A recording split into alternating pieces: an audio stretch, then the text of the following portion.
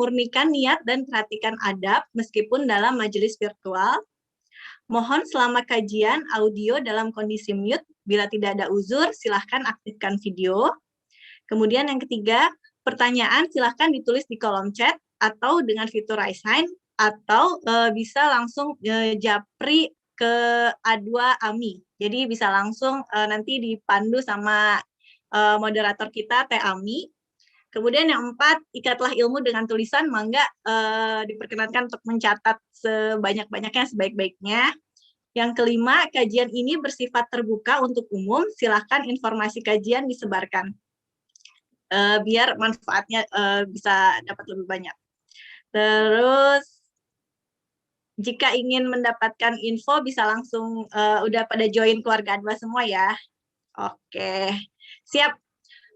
Tidak berlama-lama karena ini udah jam 4 lebih, kita bahas kuis yang kemarin aja dulu kali ya. Yuk. Oke. Jadi kemarin itu ada 3 pertanyaan ya. Mungkin saya share. Oke. Ini dia pertanyaannya. Yang pertama, siapakah nama istri Rasulullah Shallallahu Alaihi Wasallam yang dinikahi setelah suaminya meninggal karena luka-luka dari perang Uhud? Bisa jawab di kolom chat atau langsung aja ya biar cepat. Ya, jawabannya B, Ummu Salamah radhiyallahu an. Mudah-mudahan benar semua ya. Amin. Yang kedua, siapakah yang memutuskan hukuman untuk Bani Quraidah radhiyallahu an? Jawabannya A, Sa'ad bin Mu'adz radhiyallahu an. Oke. Yang ketiga, setelah diusir dari Madinah, kemanakah sebagian besar orang Bani Nadir pergi? Jawabannya C, Khaybar. Jadi 3 pertanyaan tadi jawabannya BAC, dan inilah 5 peserta terbaik kuis 5 Sirah Nabawiyah episode kelima. Selamat buat Teh Dila, Teh Mayang, Teh Yustika, Teh Yuniar, dan Teh Maria. Barakallah. Semoga ilmunya bermanfaat dan nambah semangat ya buat ikut kajian kali ini. Oke, sekarang Ustadznya udah datang belum ya? Oh iya, ada pesan sponsor. Teman-teman bagi yang pengen merchandise keluarga A2, ada yang berupa masker, bergo atau kerudung, sama pouch, tas buat belanja gitu, bisa langsung ya ke ini, bit.ly_merchandise A2. Oke, dengan membeli merchandise ini, teman-teman udah infak sekaligus sedekah untuk keberlangsungan dakwah di keluarga A2. Oke, untuk episode kali ini, episode ke-6, menuju 4 episode terakhir, dengan judul Destination Mekah. Mudah-mudahan ilmunya banyak nih, kayaknya seru soalnya yang kajian kali ini. Yes, Ustadznya juga sudah hadir, alhamdulillahirrahmanirrahim. Assalamualaikum Ustadz. Waalaikumsalam warahmatullahi wabarakatuh. Sehat Ustadz? Sehat, alhamdulillah. Alhamdulillah. Mau langsung aja Ustadz, tadi kita udah buka, terus kita udah pengumuman kuis yang kemarin juga, nanti mungkin bisa langsung sama Ustadz mungkin di episode ke-6 kali ini. Ya. Siap. Bentar ya. Siap. Ya teman-teman yang masih ada keluangan bisa chat teman-temannya yuk biar ikutan kajian kali ini. Masih ada waktu.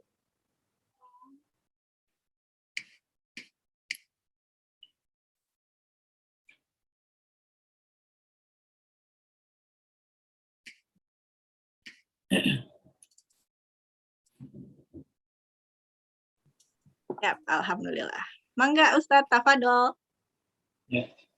A'udzubillahi minasyaitonirrajim. Bismillahirrahmanirrahim. Assalamualaikum warahmatullahi wabarakatuh. Alhamdulillahirabbil alamin. Innal hamdalillah nahmaduhu wa nasta'inuhu wa nastaghfiruh wa na'udzubillahi min syururi anfusina wa min sayyiati a'malina. May yahdihillahu fala mudilla lahu wa may yudlil fala hadiya lahu. Asyhadu an la ilaha illallah wahdahu la syarika lah wa asyhadu anna Muhammadan abduhu wa rasuluhu la nabiyya ba'dah.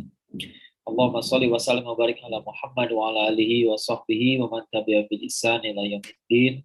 Amma ba'd. Alhamdulillah, segala puji dan syukur kita Tuhan kehadirat Allah Subhanahu wa taala atas nikmat yang paling utama, nikmat iman dan Islam, nikmat ukhuwah, nikmat kesehatan dan kesempatan untuk berkumpul dalam kajian kita pada sore hari ini. Masih dalam serial Sirah Nabawiyah.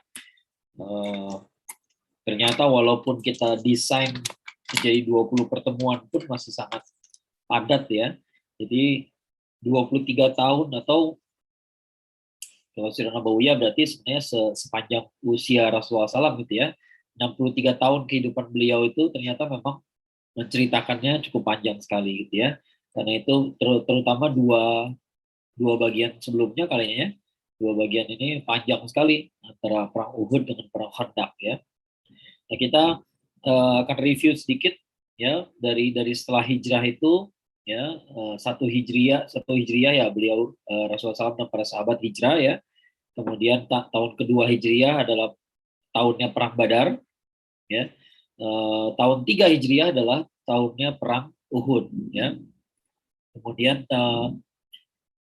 tahun keempat hijriah ya, tahun keempat hijriah itu adalah tahun barangkali yang bisa dijadikan patokan itu adalah ini apa, perang Badar kedua, perang Badar Sugro ya, perang Badar Sugro yang walaupun disebut perang tapi sebenarnya nggak terjadi apa-apa ya, karena pasukannya mundur gitu ya. Nah kemudian tahun kelima hijriah adalah tahunnya perang Khandaq ya, perang yang besar gitu ya, walaupun dari segi intensitas barangkali lebih dahsyat perang Uhud gitu ya, tapi perang Khandaq itu lumayan mengerikan karena lawannya banyak sekali ya. Karena tapi bagaimanapun yang banyak itu bisa dibilang mati langkah lah begitu melihat taktik bertempurnya Rasulullah SAW yang menggunakan parit gitu ya. Karena mereka nggak bisa menembus wilayah Madinah dengan cara itu gitu ya. Nah, kemudian diakhiri dengan hukuman yang sangat keras kepada Bani Quraisyah. Ya, kita bicara soal kabilah-kabilah Yahudi ya. Yang pertama diusir sesaat setelah perang Badar adalah Bani Qainuqa. Ya, Bani Qainuqa ini diusir kenapa? Karena ada pelanggaran gitu ya, ada pelanggaran, ternyata mereka mengganggu kaum muslimin gitu ya. Kemudian Bani Nadir diusir juga. Ya, kenapa? Karena mereka mencoba membunuh Rasulullah SAW. Ya, walaupun belum terjadi. Ya, jadi sebelum ada upaya untuk melakukan itu, maka Rasulullah SAW udah tahu duluan gitu ya, maka nggak jadi pembunuhan, upayanya pun nggak jadi gitu ya. Jadi bukan upayanya gagal, tapi sebelum diupayakan sudah gagal ya, tapi sudah ketahuan akibatnya mereka disuruh keluar dari Madinah ya. Tapi ternyata Bani Nadir ini jadi masalah ya. Kenapa? Karena Bani Nadir itu hanya disuruh pergi jauh dari Madinah, ternyata sebagian kecil saja yang pergi sampai ke Syam ya, sebagian besarnya tinggal di Khaybar. Khaybar tuh nggak terlalu jauh dari Madinah ya, namanya nggak terlalu jauh tapi ya beberapa hari perjalanan juga ya. Nah mereka tinggal di Khaybar dan nanti perang di Khaybar itu yang besarnya baru nanti beberapa tahun sesudahnya ya. Kemudian Bani Quraisyah yang dieksekusi setelah perang Ahzab, yaitu karena mereka berkomplot dengan musuh ketika perang.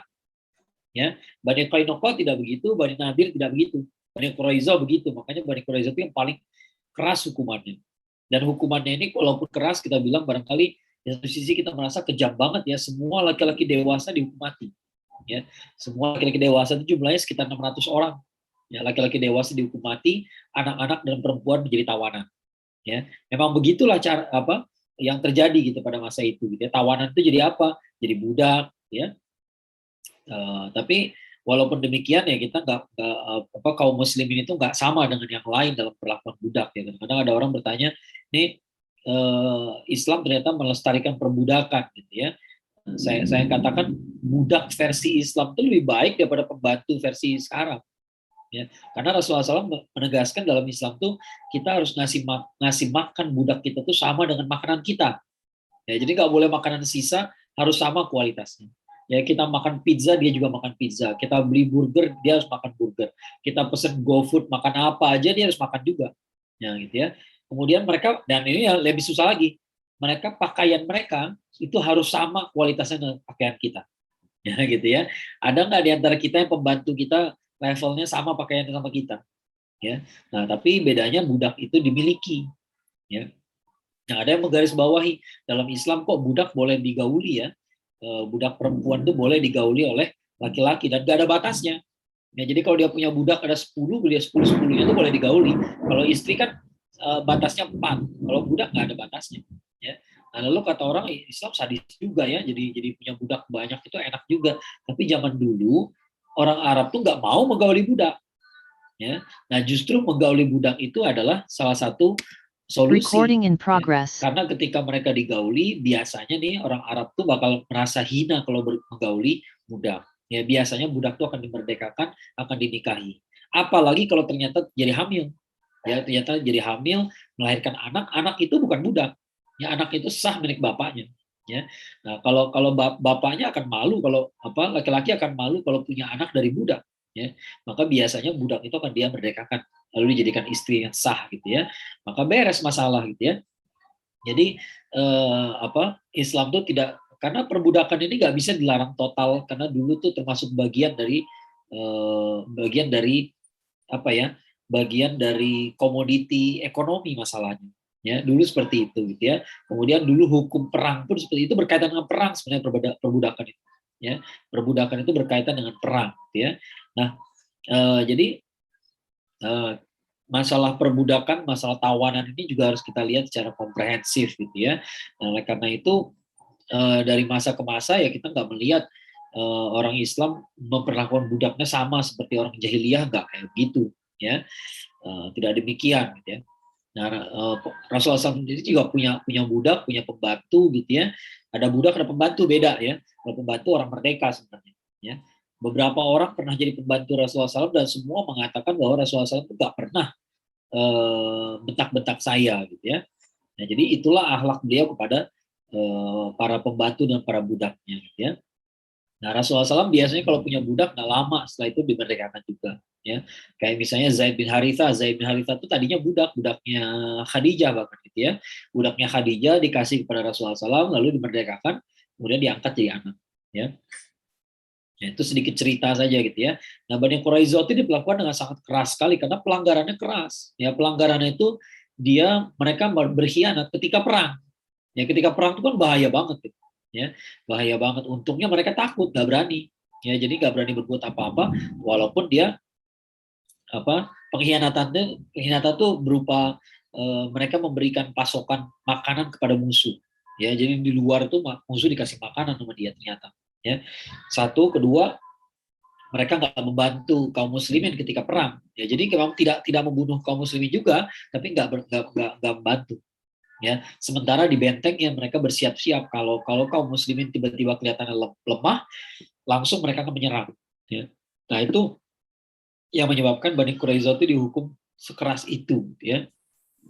Kenapa semua laki-lakinya dihukum mati, laki-laki balik ya? Kenapa? Kan padahal kan yang pentolan-pentolannya kan nggak semua gitu ya. Ya karena semuanya bersepakat. Ya, jadi nggak semuanya bersepakat, semuanya tuh walaupun yang memutuskan adalah pemimpinnya, ya. Jalan dulu. Pemimpinnya namanya Ka'ab bin Asad gitu ya. Tapi ternyata anggota-anggotanya semuanya juga ikutan gitu. Ya itu makanya semuanya bertanggung jawab. Ya, jadi inilah hukum yang kelihatannya di satu sisi kelihatannya kejam, tapi memang itulah yang setimpal gitu ya. Dan yang paling menohok itu adalah karena Sa'ad bin Mu'adz radhiyallahu anhu ya, yang menjadi hakim mereka justru mengatakan ini kan hukum ada dalam Taurat kalian. Ya, gitu ya. Jadi hukuman kalau Anda berkhianat dalam situasi perang memang hukumannya mati, nggak ada yang lain gitu. Ya.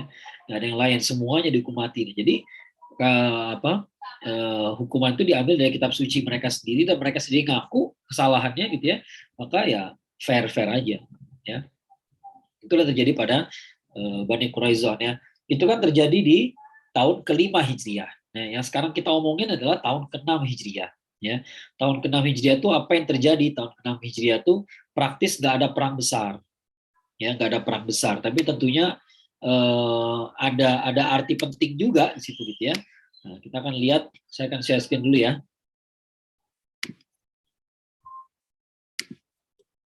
Nah, judulnya sekali-sekali bahasa Inggris ya, Destination Mekah. Nah, jadi pasca perang Ahzab dan perang Bani Quraizoh, ya, ini sedikit review saja. Allah Subhanahu Wa Taala menurunkan surat Al-Ahzab. Boleh kapan-kapan kita boleh di rumah masing-masing baca surat Al-Ahzab dari awal sampai akhir gitu ya. Dari awal surat Al-Ahzab itu memang isinya kecaman ya, bukan kecaman. Ayat pertamanya itu mengatakan, hai Nabi, jangan kamu ikuti maunya orang-orang kafir dan munafik. Ya, jadi maunya orang kafir jangan diikuti, maunya orang munafik jangan diikuti. Ya, pokoknya selisih aja maunya mereka gitu ya. Mereka maunya A, kita jangan kasih yang A gitu ya. Nah, orang kafir mau nyerang, kita jangan nyerang. Orang munafik maunya menyerah, kita nggak boleh menyerah ya. Nah, surat Al-Ahzab itu memang persiapan Rasulullah SAW untuk menghadapi perang Ahzab. Dalam surat itu Rasulullah SAW diperintahkan untuk tegas melawan orang kafir dan munafik. Kemudian di ayat ke-7, di situ ada perintah meneladani ulul azmi. Gak perintah sih, tapi disebutkan ulul azmi. Itu adalah sebuah isyarat supaya Rasulullah SAW mengingat ulul azmi. Ulul azmi itu adalah nabi-nabi yang cobaannya paling berat. Nabi Nuh alaihissalam, Nabi Ibrahim alaihissalam, Nabi Musa alaihissalam, Nabi Isa alaihissalam, dan termasuk diantaranya Rasulullah alaihissalam. Ya. Nah, kenapa sih harus mengingat mereka? Karena mereka itu adalah nabi-nabi yang cobaannya paling berat. Nabi Nuh alaihissalam berdakwah 950 tahun.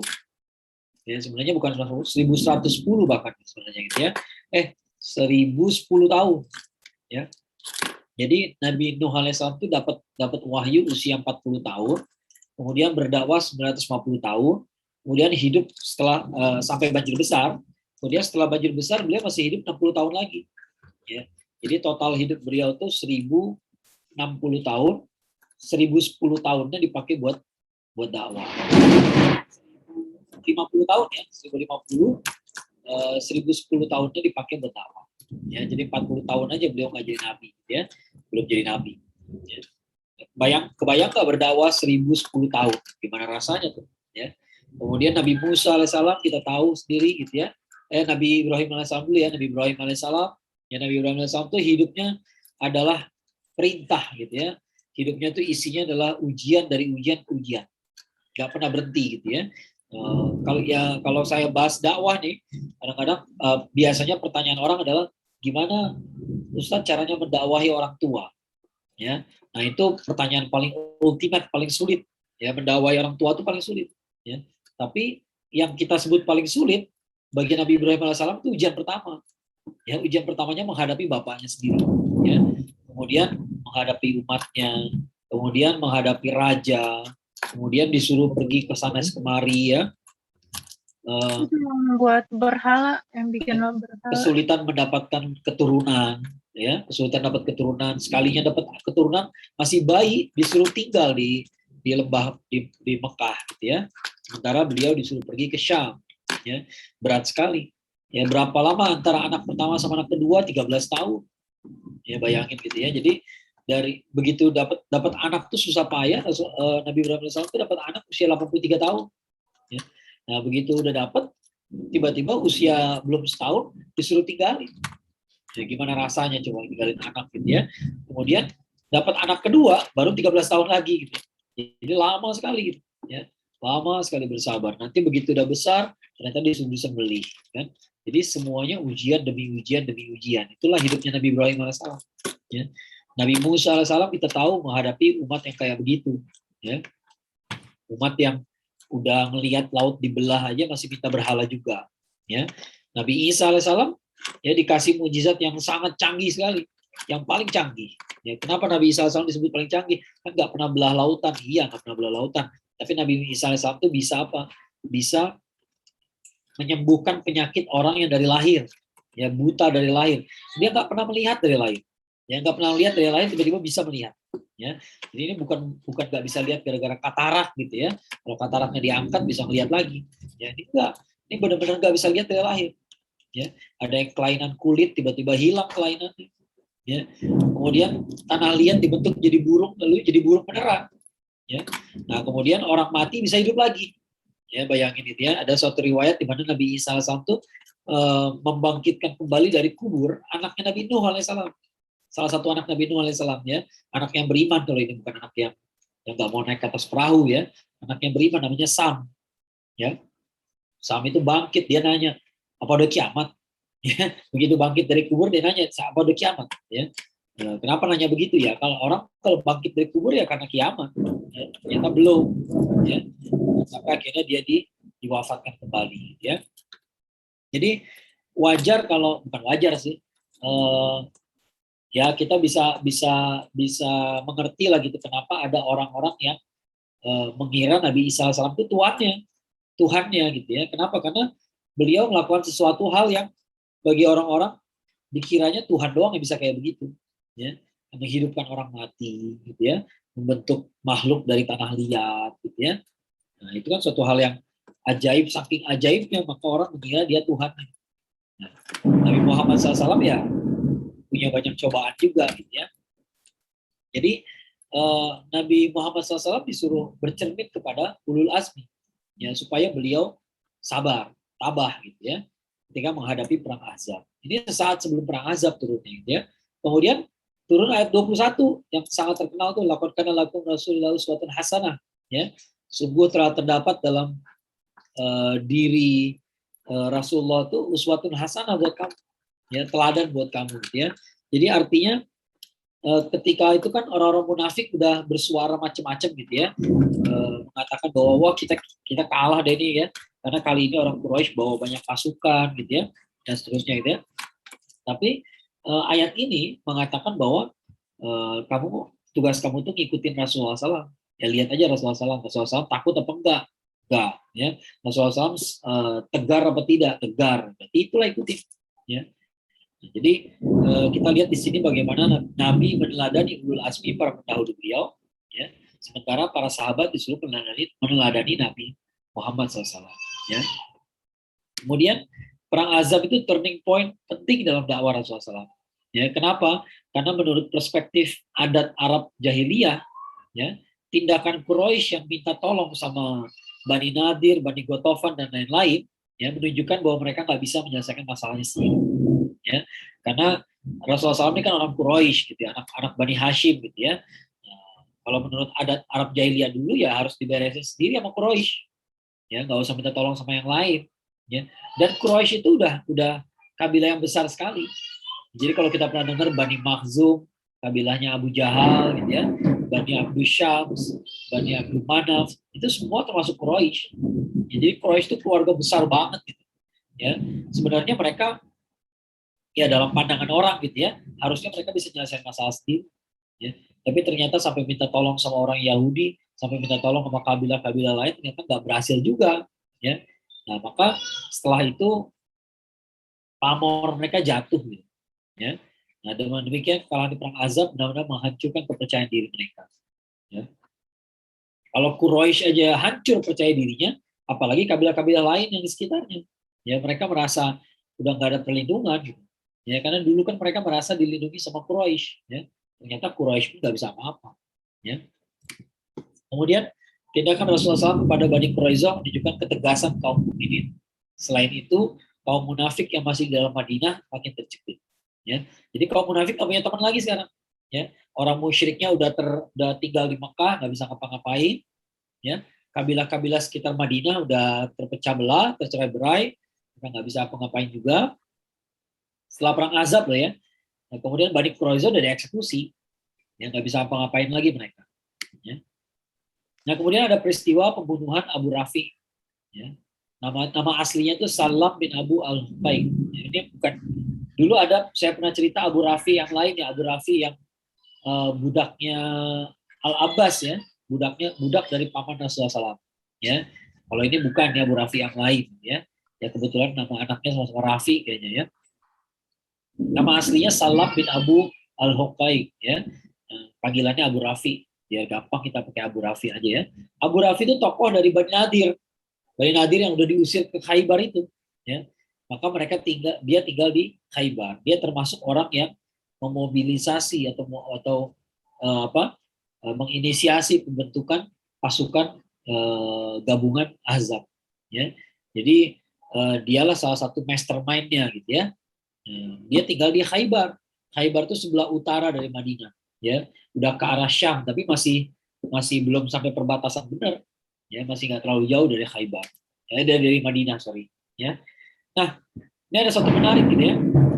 Ini menunjukkan bagaimana para sahabat Rasulullah SAW itu berlomba-lomba dalam kebaikan. Ya. Nah, dulu ada pemimpin Bani Nadir namanya Ka'ab bin Al-Ashraf. Ka'ab bin Al-Ashraf itu seorang penyair. Dia suka ngejelek-jelekin Rasulullah SAW. Ya. Nah, kemudian datanglah sebagian sahabat dari Ansor yang membunuh dia, gitu ya. Yang ngebunuh Ka'ab bin Al-Ashraf itu orang Bani Aus. Ya kan di Madinah itu kaum Ansor itu kan terdiri dari dua kabilah besar, Bani Aus dan Bani Khazraj, gitu ya. Nah, yang membunuh Ka'ab Al-Ashraf itu adalah orang Bani Aus, ya. Maka kemudian datanglah orang-orang Bani Khazraj kepada Rasulullah SAW minta izin, boleh nggak kami ngebunuh Abu Rafi? Ya kan Abu Rafi ini jahat sekali gitu ya. Sebenarnya dia ada jelas dia kejahatannya sama seperti atau lebih parah bahkan daripada Ka'ab bin Al-Ashraf, ya. Kalau Ka'ab bin Al-Ashraf itu cuma penyair doang. Dia sering maki-maki Rasulullah SAW itu aja, ya. Kalau Abu Rafi ini lebih parah lagi karena dia berkonspirasi. Ya, berkonspirasi, dia kumpulin kekuatan dan sebagainya gitu ya. Jadi orang-orang Bani Khazraj itu, ya, karena orang Bani Aus pernah dapat kehormatan membunuh Ka'ab bin Al-Ashraf, ya, maka orang Bani Khazraj minta izin, yang ini bagian saya boleh nggak? Yang ini bagian kami boleh nggak? Ya, maka Rasulullah SAW mengizinkan. Ya, silakan ya. Maka berangkatlah beberapa orang, gitu ya, ke Khaybar. Nah, yang serunya ini kejadiannya kayak Mission Impossible, ya, kayak Mission Impossible ternyata kejadiannya, gitu ya. Jadi ada tim terdiri dari 5 orang, pemimpinnya namanya Abdullah bin Atik, ya, radhiyallahu anhu, ya. Ada 5 orang, ya, pemimpinnya adalah Abdullah bin Atik, berangkat ke Khaybar. Khaybar itu kan benteng, di situ ada benteng, bahkan bentengnya nggak satu lagi, ada beberapa benteng, gitu ya. Nah, mereka menyusup masuk dalam benteng, ya. Mereka sembunyi di kandang kuda, gitu ya, sampai malam tiba. Begitu malam tiba mereka masuk ke rumah Abu Rafi. Ternyata di rumah Abu Rafi masih ada orang, ya, artinya ada tamu, ya, ada tamu, dia lagi ngobrol sama orang lain, dia ngumpet sampai malam tiba, ya. Begitu udah gelap, udah nggak ada lampu menyala, akhirnya mereka menyerang, ya, menyerangnya dalam gelap, gitu, ya. Dalam gelap, sekali sabet pertama nggak kena, ya, malah yang lain. Akhirnya Abu Rafi kebangun, ya, nanya siapa itu gitu ya. Jadi dia sadar di dalam kamar itu ada orang lain, gitu ya. Nah, sampai akhirnya, ya, singkat cerita, akhirnya terbunuhlah Abu Rafi, ya. Jadi ini peristiwanya kayak Mission Impossible banget. Mereka berlima tuh masuk ke Khaybar, ya, masuk ke rumahnya Abu Rafi, kebunuh dia doang, ya. Setelah itu pulang, ya, pulang ke Madinah, gitu ya, tanpa ketahuan sama siapapun.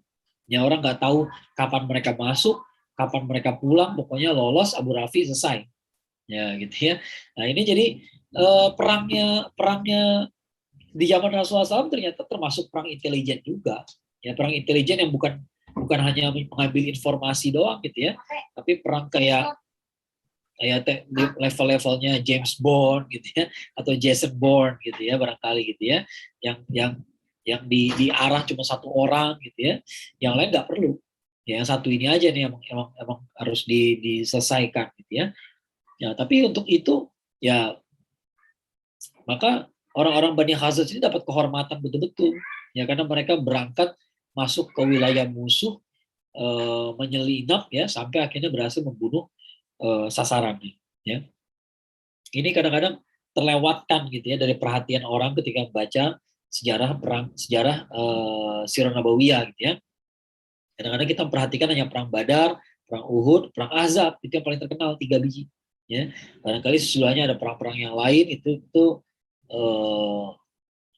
itu pun biasanya jarang kita perhatikan, ya. Nah, tapi ternyata ada juga misi-misi individual kayak begini, misi-misi yang hanya beberapa orang, gitu ya. Nah, jadi Rasulullah SAW ngasih perintah, ya, memang orang-orang kayak begini harus dihabisi, ya. Nah, ini sisi lain yang kita nggak pernah, ya, banyak orang tidak memperhatikan, ya. Ternyata Rasulullah SAW memang eh, apa ya, bermain intelijen pada level yang sama, ya. Tidak selalu perang itu harus terbuka gitu ya, buka-bukaan dan ramean gitu ya, nggak pasti ya. Perang itu kadang-kadang juga seperti kayak begini nih, gitu ya, seperti apa, ada agen rahasianya gitu ya, sembunyi-sembunyi tiba-tiba mati aja satu gitu ya. Nah, ternyata itu juga terjadi zaman Rasulullah SAW. Ya. Nah, ini ada perkembangan menarik lagi ya. Udah keluar semua. Sebentar ya.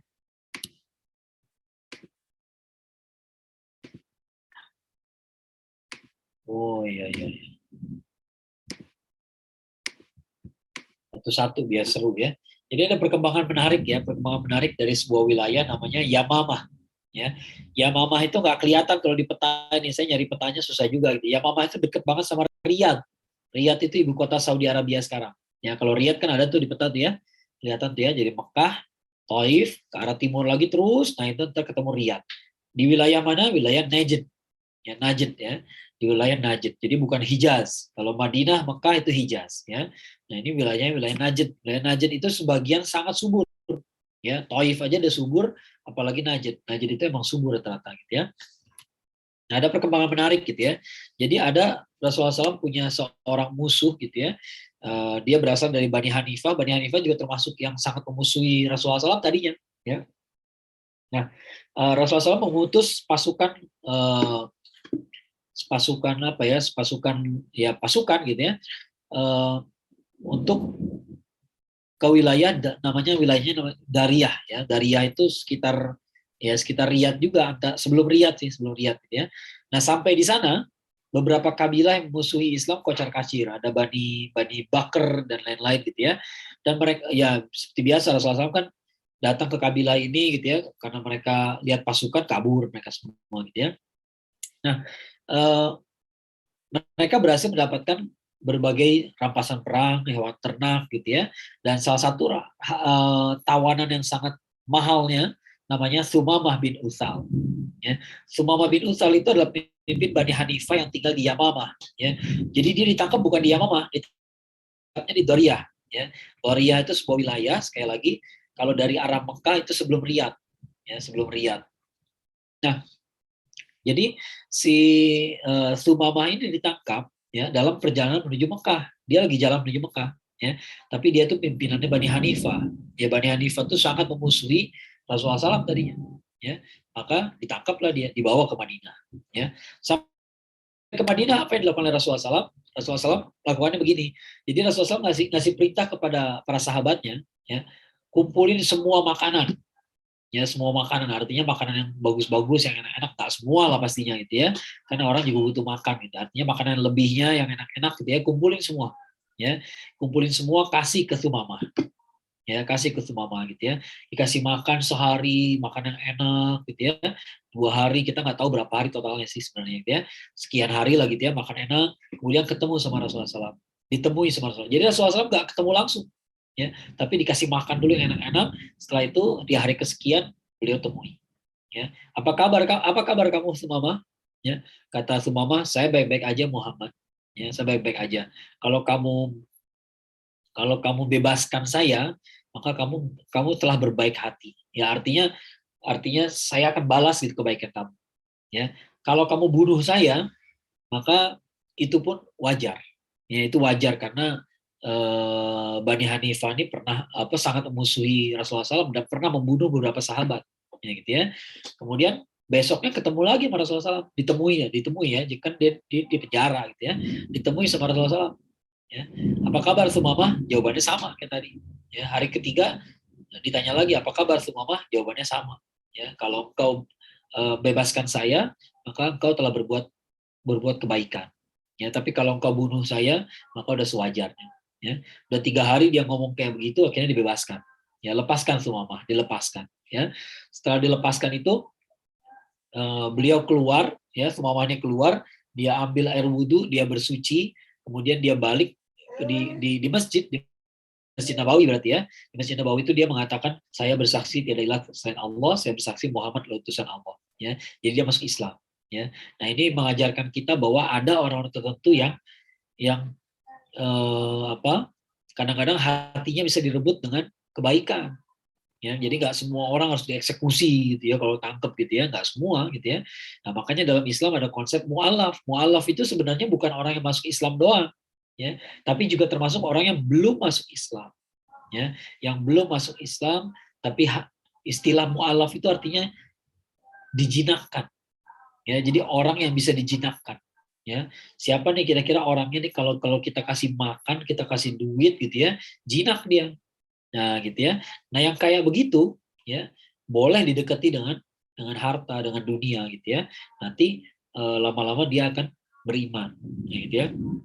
Nah, tapi nggak semua orang kayak begitu. Ya, Abu Jahal lain urusannya, gitu ya. Kalau kalau Sumamah ini begitu cara Rasulullah SAW memperlakukan Sumamah, ya. Nah, ternyata dia benar-benar masuk Islam.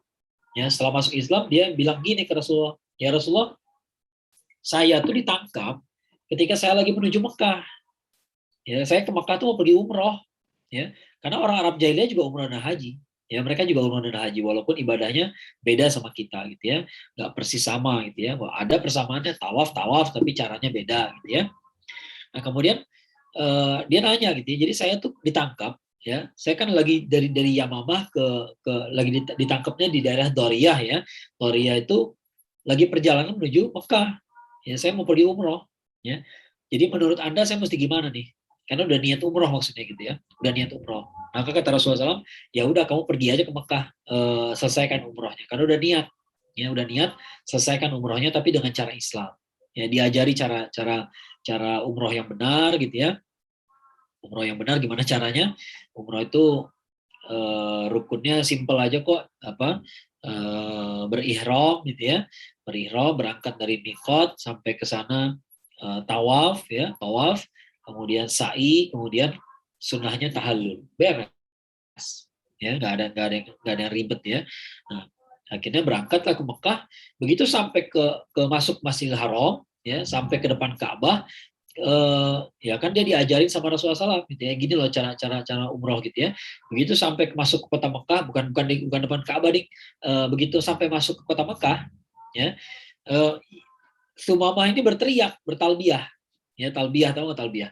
Labbaik Allahumma labbaik, labbaik la syarika lak labbaik, innal hamda wa ni'mata laka wal mulk la syarika lak gitu ya. Itu kan kalimatnya kita, kalimatnya umat Islam. Ya, orang Arab jahiliyah nggak pernah menggunakan kalimat itu tadinya. Ya, maka ketika dengar kalimat itu, orang-orang Mekah itu langsung keluar dari tempat-tempatnya, mereka bawa pedang. Ya, karena mereka udah entah kenapa mereka langsung ngerti aja gitu. Ya, ini yang beribadah nih umatnya Muhammad. Ya, kenapa? Karena umrohnya beda sendiri, tawafnya beda sendiri. Ya, nah, tawafnya beda ya kan, mereka tahunya setelah masuk kota Mekah baru kedengeran kalimat talbiyah itu kan. Sebenarnya kalimat talbiyah itu kan bisa diucapkan sejak dari mikot ya. Nah, tapi kan mereka dengarnya pas udah masuk kota Mekah baru mereka dengar ya. Nah, tadinya udah dikerumunin sama orang, udah mau dibunuh gitu ya. Tiba-tiba ada yang sadar, hati-hati. Ya, kenapa? Itu namanya Sumamah ya. Sumamah bin Usal ya, Sumamah bin Usal. Itu namanya Sumamah bin Usal. Siapa dia? Dia pemimpin Bani Hanifah. Bani Hanifah itu dari Yamamah. Ya. Kenapa dari Yamamah jadi berbahaya sekali? Karena Mekah itu lembah tandus. Mekah tuh nggak punya apa-apa kecuali air Zam-Zam. Itu aja yang mereka punya. Maka mereka berdagang ke Syam. Perdagangan ke Syam sudah diblokir sama Rasulullah SAW di Madinah. Ya, udah sejak perang Badar itu mereka udah nggak bisa berdagang lagi ke Syam ya secara bebas gitu ya. Udah susah payah mereka berdagang ke Syam ya. Perang Uhud, perang apalagi setelah perang Ahzab gitu ya, udah nggak bisa ngapain lagi ya. Berdagang ke Syam udah nggak bisa ya. Akhirnya mereka cuma bisa berdagang ke Habasyah, tapi itu bukan jalur yang mereka sukai ya. Ke Yaman juga bisa, tapi itu juga bukan jalur yang biasa mereka pakai gitu ya. Nah, Yamamah itu penghasil gandum ya. Jadi orang Mekah tuh nggak bisa nanam gandum di kampungnya. Ya, apa yang mau ditanam gitu. Kalau teman-teman pergi ke Mekah, lihat sendiri deh gitu ya, apa yang bisa tumbuh di sana gitu. Ya, kalau bukan kurma nggak tahu apa lagi ya. Nggak ada lagi yang bisa tumbuh di situ ya. Nah, bagaimanapun Sumamah udah marah gitu, marah karena dikepung gitu ya, dia marah terus dia bilang demi Allah ya kalian gak bakal dapat lagi gandum dari Yamamah, gitu ya, kalian gak bakal dapat gandum dari Yamamah, ya. Maka kemudian Sumamah menghentikan pengiriman gandum ke Mekah, ya, sampai akhirnya Mekah kelaparan, kekurangan makanan, ya, berdagang nggak bisa, dapat beli gandum juga nggak bisa, ya. Maka ini sebuah ironi ya. Jadi kalau kita perbandingkan situasi ini dengan situasi ketika orang Quraisy memboikot kaum muslimin di Mekah dulu ya, di Mekah itu tahun keberapa, tahun ke-6 kenabian gitu ya, hampir selama 3 tahun di boikot ya, sampai kelaparan juga ya. Nah, mereka lebih kejam lagi ya. Nah, ternyata bisa dibalas oleh Rasulullah SAW gitu ya, dengan perantara Sumamah. Ya, Sumamah inilah yang kemudian memblokade pengiriman gandum ke kota Mekah. Nah, lucunya ada kejadian lucunya ya, agak lucu-lucu, gemesin gitu ya. Yang gemesinnya itu adalah orang-orang Quraisy kirim surat kepada Rasulullah SAW. Yang kirim surat kepada Rasulullah SAW, kalimatnya tuh indah-indah gitu ya. Wahai anak saudara kami gitu ya, kau dulu selalu menyambung tali kekerabatan gitu ya. Tapi kenapa sekarang kami di sini kelaparan ya, karena pasokan gandum dari Yamamah diputus ya. Nah, sudilah engkau membatalkan blokade ini gitu ya. Jadi nah di sini Rasulullah SAW memperlihatkan bahwa beliau lebih baik daripada orang-orang Mekah ya. Orang Mekah dulu nggak ada perasaannya, mereka melihat kaum muslimin itu di boykot sampai nggak bisa makan gitu ya, 3 tahun di boykotnya ya. Gambaran hasil pemboikotan itu gambarannya begini, harta Rasulullah SAW dan Khadijah radhiyallahu anha ya, harta beliau berdua tuh sampai habis demi menghidupi kaum muslimin ya. Jadi sampai sehabis-habisnya gitu ya, mereka tuh diboikot dulu tuh ya. Nah tapi ini kita nggak ada keterangan nih berapa lama blokade dari Yamamah ke Mekah ya, kita nggak tahu infonya gitu ya. Yang pasti kalau saya pikir lebih dari sebulan pastinya gitu, karena mereka sampai kelaparan, persediaan sampai habis di Mekah tuh ya. Sampai akhirnya orang Mekah tuh nyuratin Rasulullah SAW di Madinah minta supaya blokadenya diangkat ya, minta supaya diangkat. Kemudian Rasulullah SAW kirim surat ke Sumamah ya, maka berhentilah pemblokadean ya. Blokirannya berhenti, kemudian ya berlangsung seperti biasa lagi gitu ya. Jadi orang Mekah masih bisa makan gandum lagi gitu ya. Nah ini kisah bagaimana. Nah tapi tentunya kalau kita lihat kejadian kayak begini, kalau kita hidup jadi orang Mekah pada masa itu gitu ya, kira-kira apa yang kita rasakan? Ya, pasti kita akan ngerti dong. Oh, yang kita perangi ternyata lebih baik daripada kita ya. Dulu kita kayak gitu jahatnya sama mereka ya. Sekarang dia udah kita perangi, udah kita bunuh sahabat-sahabatnya di perang Uhud gitu ya, udah kita serang di perang Ahzab, sekalinya kita minta blokade dihentikan juga sama Rasulullah. Ya, sama Muhammad mereka nyebutnya gitu ya, diberhentiin juga sama Muhammad, berarti dia orang baik juga ya. Jadi jangan heran kalau dari masa ini, dari setelah perang Ahzab itu akan ada aja yang masuk Islam setelah itu ya, karena mereka makin lama makin yakin bahwa Muhammad itu benar ya, di jalan yang benar gitu ya, karena ternyata Rasulullah SAW lebih baik perilakunya ya, tidak jahat ya, tidak tegaan gitu ya. Walaupun bermusuhan tapi ternyata sudi beliau menghentikan blokade ya. Nah, ini ada beberapa ekspedisi militer setelah perang Ahzab ya. Namanya nggak tahu namanya ekspedisi apa, kita sebut dengan nama pimpinan aja ya. Ada ekspedisinya Ukasyah ya radhiyallahu ya. Ukasyah itu membawa 40 orang pasukan mendatangi wilayah Bani Asad ya. Musuh kocar-kacir, intinya nggak ada perang, yang nggak terjadi perang sebenarnya gitu ya.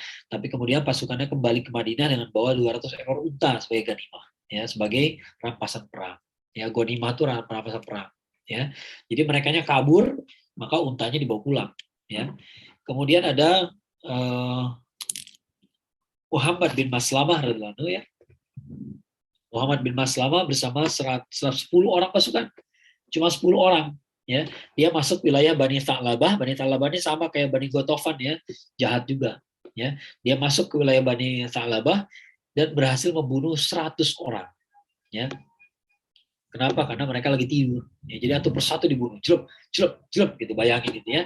Jadi inilah perang gitu inilah perang. Jadi perangnya Rasulullah SAW itu nggak selalu yang terbuka gitu ya. Ada juga misi-misi kayak begini yang cuma 10 orang, ya 11 dengan Muhammad bin Maslamahnya gitu ya. 11 orang bisa ngebunuh 100 orang lebih. Ya, nah tapi ada juga korban dari pihak kaum mukminin. Ada beberapa orang, kita nggak tahu berapa pastinya gitu ya. Ada beberapa orang yang meninggal di situ. Ya, nah udah kayak begitu, ternyata kemudian dikirimkan lagi pasukan untuk membalas kematian rekan-rekan Muhammad bin Maslamah tadi. Ya, Rasulullah SAW mengutus Abu Ubaidah ibn Jarrah. Ya, Abu Ubaidah ini orang sahabat yang nggak main-main juga. Rasulullah SAW mengatakan ini adalah aminnya umatku. Ya, amin itu apa? Orang kepercayaan. Ya, orang kepercayaan umatku. Ya, jadi umat Muhammad SAW itu orang kepercayaan itu namanya Abu Ubaidah bin Jarrah. Termasuk di antara 10 sahabat yang dijamin masuk surga. Ya, jadi bukan orang sembarangan ini ya. Abu Ubaidah itu berangkat bersama 40 orang pasukan kembali ke perkampungan Bani Thalabah, bawa pulang ghanimah berupa hewan ternak yang banyak, tapi nggak bunuh siapa-siapa karena begitu lihat Abu Ubaidah datang bersama 40 pasukan, orang Bani Thalabah kabur semua, ya. Jadi bisa dibilang hampir nggak perang. Ya. Nah, ada kemudian rombongan dari Zaid bin Harithah, ya. Ada banyak nih, kalau nggak salah ada 4 ya, 4-nya tuh beliau semua ya. Zaid bin Harithah menyerang perkampungan Bani Sulaim, lalu membawa hewan ternak sebagai ghanimah. Ada tawanan juga, ya. Kemudian Zaid membawa 170 orang pasukan mencegat kafilah dagang Abul As. Nah, ini menarik nih, Abul As ya. Siapa Abul As? Abul As itu adalah salah seorang pembesar dari Bani Abdi Syams, kabilahnya Bani Abdi Syams ya. Dia tuh waktu kecil dihitan sama Rasulullah SAW. Jadi Rasulullah SAW memang hitan dia. Ya. Dan ketika dia besar, dia dinikahkan sama putri beliau, namanya Zainab. Ya, kalau yang ada yang ingat ya, ketika perang Badar, Abul As itu ditangkap. Ya, ketika perang Badar itu Zainab itu belum hijrah, ya masih ada di Mekah. Ya, nah suaminya ikut di perang Badar. Ya, tapi suaminya berperang setengah hati kayaknya. Ya, makanya dia ketangkep gitu ya. Terbunuh tidak gitu ya, tapi menang juga enggak, karena ketangkep. Ya, begitu ditangkep, kata Rasulullah SAW, Rasulullah SAW negosiasi sama dia gitu ya. Kamu saya bolehin pulang ke Mekah, tapi syaratnya Zainab dikirim ke sini.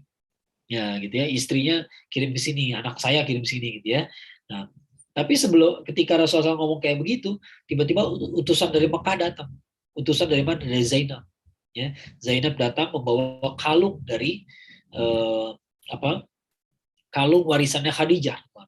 Ya, warisannya Khadijah ya. Nah, Rasulullah SAW melihat kalungnya Khadijah aja udah meleleh gitu ya. Dia ingat ini kalungnya Khadijah. Ya, maka begitu melihat ini, kata utusannya ya, Zainab itu memberikan kalung itu sebagai tebusan kepada Rasulullah SAW untuk membebaskan suaminya. Ya, nah, pada saat itu dulu itu Zainab ini udah beriman, jelas udah beriman ya. Semua anak Rasulullah SAW beriman semua, nggak ada yang kafir gitu ya. Nah, tapi suaminya belum.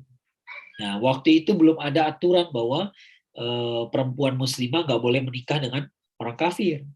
Ya, maka kalau ada istri yang masuk Islam, suaminya belum, nggak otomatis cerai. Ya, Zainab pun demikian. Nah, Zainab sama Abul As ternyata memang saling mencintai gitu ya. Nah, oleh karena itu Zainab itu begitu dengar suaminya ditawan, langsung dia kirim kalung gitu ya. Begitu sampai ke tangan Rasulullah SAW menangis gitu ya. Karena sedih ngelihat kalung gitu ya. Masa yang ini kejadiannya sedih gitu ya kalau terjadi sama kita gitu ya. Masa putri kita ngasih harta warisan dari almarhumah istri kita gitu ya, istri yang paling istimewa lagi gitu kan.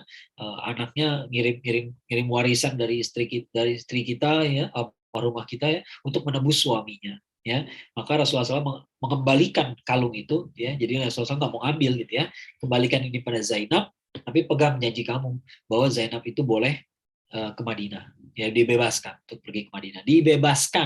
Bebaskan itu bukan berarti diceraikan, ya artinya bebas pergi, ya. Maka terjadilah pertukaran, ya. Abul As itu kembali ke Mekah, sementara di luar kota Mekah itu menunggu beberapa utusan dari Rasulullah SAW untuk menjemput Zainab. Zainab keluar dibawa ke Madinah. Ya, itu setelah perang Badar tahun berapa? Tahun kedua Hijriah. Sekarang tahun berapa? Tahun 6 Hijriah. Jadi selama 4 tahun Zainab gak pernah ketemu sama suaminya, ya, dan tidak cerai juga, ya, karena sekali lagi dulu belum ada syariatnya, belum ada syariat bahwa suami kafir maka otomatis cerai, ya, nggak ada aturan kayak begitu. Belum ada juga barangkali aturan-aturan bahwa suami harus menafkahi sekian lama, kalau nggak dinafkahi sekian lama maka boleh melayangkan cerai. Nyatanya Zainab nggak pernah meminta pisah gitu ya. Nah itu nggak terjadi gitu ya. Nah Zaid bin Haritha ini dalam peristiwa ini berhasil menahan Abul As. Ya, ternyata Abul As itu berhasil kabur. Ya, jadi udah dibawa ke Madinah, masukin penjara, dia kabur dari penjara. Ya, dia bisa masuk ke rumahnya Zainab, ya, masuk ke rumah istrinya gitu ya. Kemudian dia minta perlindungan pada Zainab dan Zainab ngasih perlindungan sama dia gitu ya. Tapi kemudian ketahuan sama Rasulullah SAW. Ya, kata Rasulullah SAW, kamu boleh layani dia, ya, kamu boleh hormati dia, ya, hormati dia, tapi kamu harus tahu bahwa kamu nggak halal bagi dia. Ya, jadi nggak boleh melayani seperti suami istri gitu ya, tapi boleh dihormati gitu ya. Nah kemudian Abul As itu bernegosiasi sama Rasulullah SAW. Ya, Abul As itu ya bukan bernegosiasi juga sih, Abul As itu minta sesuatu sama Rasulullah SAW. Ya, dia minta begini, tolong bebaskan saya, tolong kembalikan semua barang dagangan saya akan kembalikan pada semua orang di Mekah. Ya, jadi yang punyanya itu gitu ya, yang punya barang-barang itu saya akan kembalikan dulu mereka, nanti saya balik ke sini lagi, ya gitu ya. Kata Rasulullah SAW percaya, ya, percaya sama orang ini karena anak ini anak baik sebenarnya gitu, ya, kayak kalau nggak anak baik nggak dinikahin sama putrinya lah gitu ya, sebenarnya anak baik gitu ya. Dia pegang kata-katanya, ya udah kamu bebasin Abul As, kembalikan barang dagangannya, kita tunggu dia balik apa enggak, ya. Maka Abul As itu pergi ke Mekah, dia balikin semua barang dagangan, kan zaman dulu kan dia pemimpin rombongan, ya, jadi barang-barangnya itu bukan milik dia, sama kayak Rasulullah SAW dulu memperdagangkan dagangannya Khadijah gitu ya, jadi bukan dagangan milik dia sendiri. Ya, punten ada suara yang masuk, boleh di mute ya, boleh tolong di mute hostnya ya. Jadi dikembalikanlah semua harta milik yang kepada yang punya gitu ya, dikembalikan sama Abul As. Kemudian Abul As bertanya pada mereka gitu ya, ada nggak yang belum saya serahkan? Enggak, udah beres semua gitu ya, udah beres semua transaksi gitu ya. Nah, lalu kemudian Abul As mengatakan, kalau begitu wahai warga Mekah, persaksikanlah gitu ya, saya bersaksi tiada ilah selain Allah, saya bersaksi Muhammad adalah utusan Allah, ya, silakan kalian mau berbuat apa saja, saya mau pergi ke Madinah. Ternyata nggak ada yang berbuat sesuatu. Abul As pergi ke Madinah, ya, kembali bertemu Rasulullah SAW, lalu menyatakan saya sudah masuk Islam, saya sudah beriman. Apa yang dilakukan oleh Rasulullah SAW? Rasulullah SAW mengembalikan Zainab kepada dia. Ya, jadi Zainab ini kembali kepada Abul As, kepada suaminya gitu ya, karena suaminya sudah masuk Islam. Ya, setelah 4 tahun tidak bertemu. Ya, sekitar 4 tahun ya. Jadi ada cerita menarik juga di sini gitu ya. Ada cerita menarik. Zainab itu ya bisa dibilang dipisahkan dari suaminya selama 4 tahun. Ya, pisahkan. Zaman dulu kan perpisahan kayak begitu nggak bisa diobati dengan telepon-teleponan gitu ya, nggak ada telepon gitu ya, jadi agak susah juga, walaupun bisa-bisa aja sih kirim berita lewat utusan gitu ya, tapi sulit pastinya ya, dikirim utusan hari ini balasannya baru minggu depan dapatnya gitu ya, atau 2 minggu lagi gitu ya nggak gampang itu ya. Jadi ini ada episode lain ya, ada apa ya, ada kisah lain ternyata gitu ya, itu menariknya sejarah gitu ya, sejarah tuh gak cuma begini doang gitu ya, jadi ada sejarah yang besarnya gitu ya, kemudian di sekelilingnya tuh ada cerita-cerita kecil, ada cerita-cerita lain. Selama ini kita nggak mikirin Zainab kan, ya. Nah, walaupun kalau kita cari beritanya sejarahnya barangkali nggak akan ketemu lagi yang lebih detailnya, gitu ya. Ya segitu-gitu aja ceritanya. Tapi pasti kita tahu bahwa ya berarti ada cerita lain nih ternyata gitu ya. Ada cerita lain di ada side story-nya lah gitu ya. Cerita-cerita sampingannya, ya, yang selama ini terlewatkan dari perhatian kita, ya. Jadi di antara umat Islam itu semua berkorban, ya, macam-macam pengorbanannya. Zainab juga pengorbanannya luar besar sekali gitu ya. Nah, Zaid bin Haritha juga mimpin, dia bawa 15 orang pasukan kembali ke wilayah Bani Tha'labah lagi. Bani Tha'labah ini emang biang kerok, makanya jadi ditekan terus gitu ya. Nggak terjadi perang lagi, mereka kabur lagi, ya, dapat 20 ekor unta. Ya, itu terus yang dikerjakan ya. Kemudian ekspedisi ke-7 Zaid bin Haritha lagi, benar kan? Zaid 4 kali ya. Zaid bin Haritha itu bawa 12 orang ke Wadil Qura. Nah, bukan menariknya sih. Ada bedanya gitu ya. Di sini ternyata kurang sukses. Ternyata di Wadil Qura itu pasukan ini dapat serangan ya. Sehingga semuanya dari seluruh pasukannya 13 orang gitu ya. Sisanya terbunuh, yang selamat cuma 3 orang, termasuk Zaid bin Haritha. Ya, jadi ya itulah cerita itulah pergiliran yang pernah saya ceritakan ketika di perang Uhud tempo hari gitu ya. Watilkal ayyamu nudawiluha bainan nas ya. Hari-hari itu Allah pergilirkan di antara manusia ya. Jadi kalau kita gagal, jangan merasa bahwa Allah nggak ridho, belum tentu. Ya, belum tentu. Memang ada saat-saatnya kita gagal, saat-saatnya berhasil. Ya, kalau kata dalam kajian Imam Al-Ghazali, beliau mengatakan musibah itu takdir. Ya, jadi jangan berpikir, coba aja kalau saya nggak begini ya, barangkali saya nggak cilaka. Enggak, takdir Allah menyatakan bahwa kita cilaka. Gitu, ya. Kita kecelakaan, kita kena musibah, kita kena tipu, kita bangkrut, itu semua takdir, nggak bisa dihindari. Ya, nggak bisa dihindari. Yang bisa kita atur, yang bisa kita atur, yang merupakan wilayah dari ikhtiar kita adalah sikap terhadap musibah tadi. Ya, jadi musibah maupun kesenangan, kelapangan, ya itu semua adalah bagian dari takdir. Udah takdirnya kita ketipu orang, udah takdirnya kita dapat bonus gaji gitu ya, udah takdirnya kita dapat rezeki besar, tiba-tiba ada yang order dalam jumlah besar pada kita, itu rezeki, itu takdir semua. Ya, itu bukan hasil ikhtiar kita, bukan. Ya, ikhtiar kita itu apa? Yang kita ikhtiarkan itu adalah sikap kita menghadapi itu.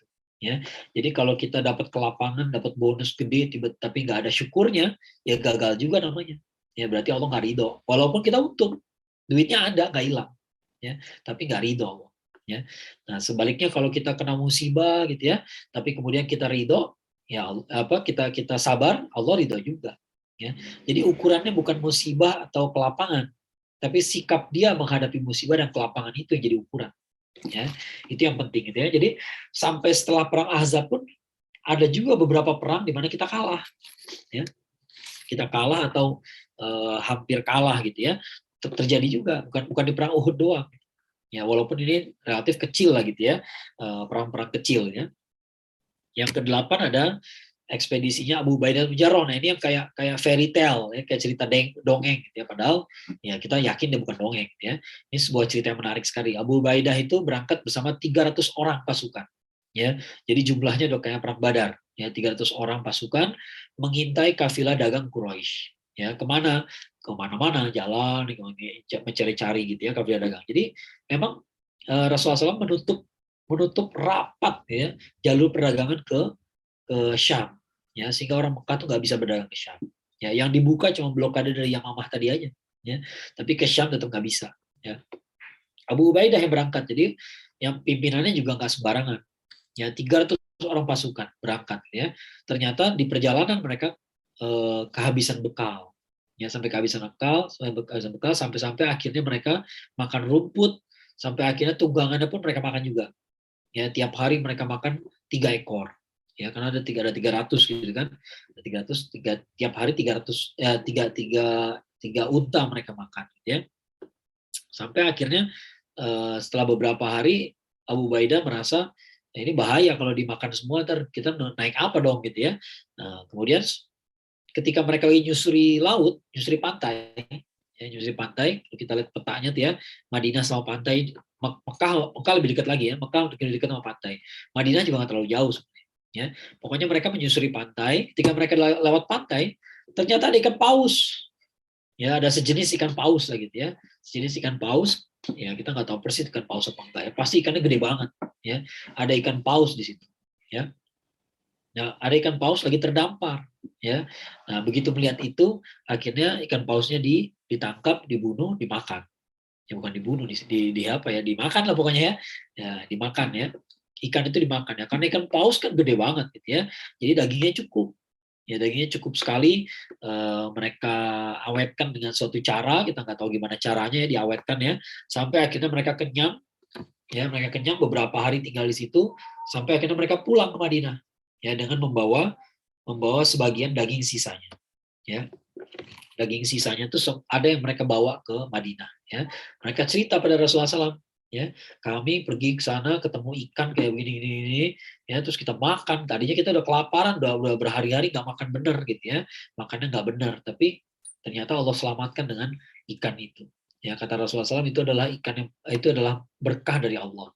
Ya, kamu bawa sebagian dagingnya, ya. Nah, begitu beritanya, kamu bawa sebagian dagingnya nggak? Iya, ya. Nah, perlihatkan pada Rasulullah SAW, kemudian Rasulullah SAW ikut memakannya. Ya, jadi itu adalah berkah dari Allah Subhanahu Wa Taala, gitu ya. Ini ada suatu, mungkin jarang sih orang menghubungkan ke sini, gitu ya. Tapi ada sedikit cerita menarik, ya. Dulu Imam Syafi'i itu kan gurunya Imam Ahmad, ya. Imam Syafi'i itu gurunya Imam Ahmad. Suatu ketika Imam Syafi'i itu mengunjungi Imam Ahmad, ya. Nah, putrinya Imam Ahmad lagi di rumah, gitu ya. Dia kan udah dengar cerita dari bapaknya, gitu ya. Imam Syafi'i itu orang soleh banget, orang baik banget, gitu ya. Ini orang guru saya yang paling hebat, kata Imam Ahmad, gitu ya. Nah, begitu dijamu makan, ya, ternyata Imam Syafi'i makannya lahap bener, ya, makannya banyak bener, gitu ya, nggak nahan diri sama sekali, gitu ya, makan sampai habis, ditambah-tambahin, sampai dijilat-jilatin tangannya sampai habis, gitu ya. Putrinya heran gitu melihatnya, gitu ya. Ini kok kayak begini ya? Biasanya orang-orang soleh makannya sedikit, gitu ya. Nah, kemudian dikasih makan lagi, begitu lagi, ya, bablas makannya, gitu ya. Sampai akhirnya nggak tahan nanya ke Imam Ahmad, ya, nanya ke bapaknya, gitu ya. Nah, ayah, katanya ini orang soleh, makannya nggak kayak orang soleh, dia makannya lahap bener, gitu ya. Imam Ahmad ya cuman senyum-senyum aja, gitu. Kemudian ya di depan anaknya itu dia langsung nanya langsung ke Imam Syafi'i, ya, kenapa engkau makan lahap sekali, ya. Kata Imam Syafi'i, oh maaf, saya makan begini bukannya serakah, bukan kebiasaan saya juga, gitu ya. Cuman saya tahu kamu orang soleh. Ya, kata Imam Syafi'i, gitu ya, kamu tuh orang soleh, kamu nggak bakal ngasih makanan haram, ya. Yang kamu sajikan ini pasti bukan dari harta yang haram, pasti dia secara zatnya juga tidak haram, gitu ya. Dan karena yang ngasih orang soleh pasti ada berkahnya, ya. Maka saya suka makan dari tangan orang soleh, ya, pasti saya habisin semua, ya. Nah, ini yang sebenarnya jadi bukan tradisi, apa ya, suatu konsep yang dalam di antara umat kita nih di Indonesia ada istilahnya ngalap berkah, gitu. Ya, ngalap berkah, gitu ya, berusaha mendapatkan berkah dari orang soleh, ya. Itu benar sebenarnya, nggak salah, gitu ya, nggak salah. Cuman kadang-kadang jadi berlebihan, gitu ya, jadi berlebihan sebenarnya. Jadi ketika kita dijamu sama orang soleh, kita boleh mengharapkan berkahnya, gitu ya, karena kita tahu dia orang soleh. Dia orang soleh, Allah pasti ridho sama dia, makanan dia pasti bagus, pasti sehat, gitu ya. Maka bukan makanan doang sih, bukan makanan doang, gitu ya. Jadi kalau ditawarin untuk nginep di rumahnya jangan ditolak, gitu ya. Nginep di rumahnya jangan ditolak. Kalau ditawarin dikasih ini dikasih itu, gitu ya, kalau sama orang soleh jangan ditolak. Ya, ambil aja, kenapa? Ada keberkahan dari dia, gitu ya. Bukan dianya sumber keberkahan, bukan, ya, tapi karena dia orang soleh, dia disayang Allah, maka ada keberkahan mengikuti dia, gitu. Ya, gitu ya. Padahal Imam Syafi'i itu gurunya, ya. Imam Syafi'i itu gurunya Imam Ahmad, gitu. Tapi Imam Syafi'i merasa Imam Ahmad ini orang soleh, maka pasti ada berkahnya, ya, pasti ada berkahnya. Saya pengen dapat berkahnya, ya, makan di rumah dia, gitu ya. Nah, makannya lahap, gitu ya. Nah, kayak gitu, ini juga seperti itu, gitu ya. Jadi karena ikan paus itu benar-benar kiriman dari Allah Subhanahu Wa Taala, pastinya, gitu ya, untuk nyelamatin pasukan Islam ini 300 orang soalnya. Ya, kalau nggak dapat makanan, bahaya sekali, 300 orang bisa meninggal, gitu ya. Ternyata dapat ikan paus, bayangin, gitu ya. Nah, itu kan jelas-jelas bantuan dari Allah Subhanahu Wa Taala, ya. Nah, ternyata Rasulullah SAW pun pengen juga makan, gitu ya, karena mendapat berkahnya, ya. Nah, kemudian itulah ekspedisi kecil, gitu ya. Kemudian ada perang Bani Mustalik. Perang Bani Mustalik ini juga nggak perang bener sih, ya. Jadi nggak ada perang beneran, gitu ya. Karena jadi sama seperti yang sebelumnya Rasulullah SAW itu dapat info Bani Mustalik itu menyiapkan pasukan untuk menyerang menyerang Madinah, gitu ya. Maka Rasulullah SAW langsung mengirimkan pasukan ke wilayahnya Bani Mustalik, ya. Bani Mustalik itu wilayahnya di luar Madinah juga, gitu ya, sekitar Madinah lah, gitu ya. Jadi ada info mereka menyiapkan pasukan buat menyerang Madinah. Maka Rasulullah SAW mengirimkan duluan pasukannya, ya. Nah, begitu sampai ke sana, Ya, Rasulullah SAW tuh pergi sendiri, jadi bukan kalau yang tadi kan Zaid bin Haritha yang mimpin pasukan gitu ya. Kalau ke Bani Mustalik itu Rasulullah SAW pimpin sendiri, ya. Beliau pergi sendiri. Kemudian bendera Ansor dibawa sama Sa'ad bin Ubadah, bendera Muhajirin dipegang sama Abu Bakar. Ya, jadi ini pasukannya nggak main-main juga, ya. Pasukannya luar biasa mengerikan lah gitu ya. Maka ketika melihat kedatangan Rasulullah SAW, Bani Mustalik hanya bertahan saja. Ya bertahan, masuk ke benteng, dia bertahan, sempat ditembakin panah, mereka nembakin panah lagi, nggak ada korban, ya hampir nggak ada korban gitu ya. Akhirnya dikepung, ya dikepung beberapa lama sampai akhirnya mereka menyerah, ya dikepung ya. Kepungnya berapa lama saya nggak tahu angka pastinya gitu ya, beberapa hari yang pasti nggak sampai berbulan-bulan lah, ya nggak sampai sebulan pun kayaknya nggak, ya. Akhirnya mereka menyerah, ya. Setelah mereka menyerah, Rasulullah SAW ya seisi Bani Mustalik itu jadi tawanan, ya jadi tawanan gitu ya, harta rampasannya diambil gitu ya, kemudian tawanan dibagi-bagi. Nah di antara tawanan itu ada perempuan namanya Juwairiyah binti Al Harith. Al Harith itu adalah pimpinan dari Bani Mustalik, jadi dia anak dari pemimpin kabilah Bani Mustalik, ya namanya Juwairiyah, ya. Juwairiyah ini sebenarnya tawanannya Thabit bin Qais, ya. Sahabat Rasulullah SAW namanya Thabit, ya. Thabit bin Qais, ya. Nah dia tuh nggak berminat punya tawanan, ya dia berminatnya sama duit gitu ya. Jadi ya saya jual aja nih tawanan gitu ya. Ada yang mau beli nggak? Ada tebusannya nih, ya tebusannya sekian gitu ya. Mau dibeli gitu ya. Ternyata yang beli siapa? Rasulullah SAW. Rasulullah SAW beli, dia bayar tebusannya, diambil Juwairiyahnya, kemudian dinikahi. Ya. Yang menariknya setelah dinikahi, ternyata begitu dengar Rasulullah SAW menikah sama Juwairiyah, sama pimpinan Bani Mustalik ya, kemudian kaum muslimin langsung membebaskan tawanannya semua. Ya, 100 orang dibebasin. Ya. Kenapa dibebasin semuanya?